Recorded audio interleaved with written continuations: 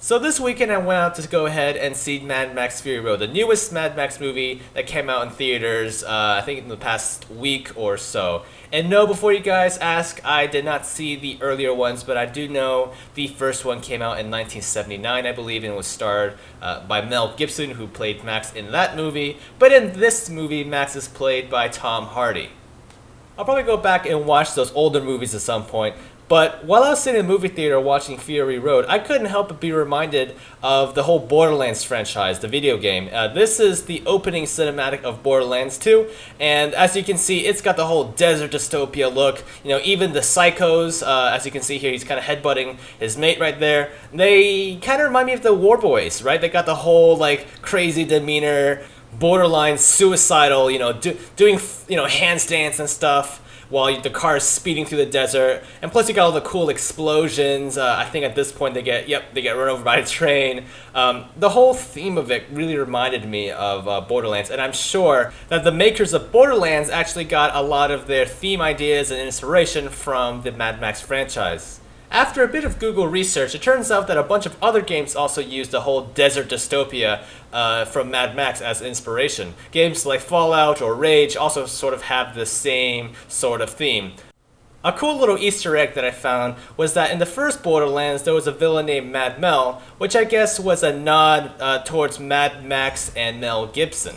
Now, I'm sure a lot of you in the comments section below are going to make me feel like a complete idiot because you're going to say something like, oh, it's been confirmed by multiple interviews that, Borderlands was totally based off of the whole Mad Max thing, and what you're saying is nothing new, and you're just a complete uninformed noob. And you guys may be right, so if you guys have any articles or interviews about this, go ahead and put that in the comment section below. I would love to hear what you guys have to say and love to read more into this.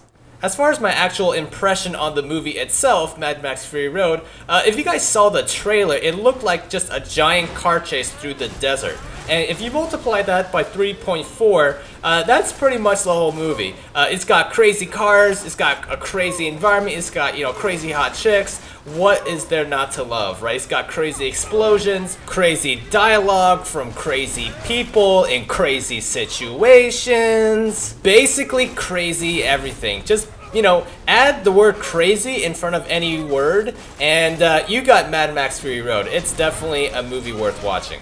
So the whole premise of the movie is that Mad Max gets captured by Immortan Joe's men. The Immortan Joe is essentially a warlord who rules the Citadel. The Citadel is a giant rock-type structure that pumps water out of the aquifer.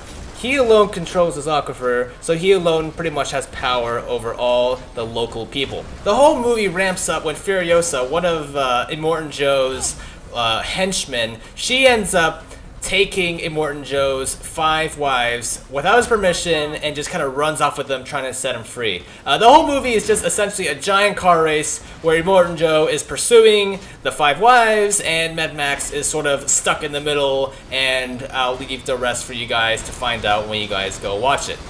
So with that, I'm gonna go ahead and sign off here. I don't want to reveal any more of the story. Definitely check out the movie in the theater. Very interesting movie, definitely worth the watch.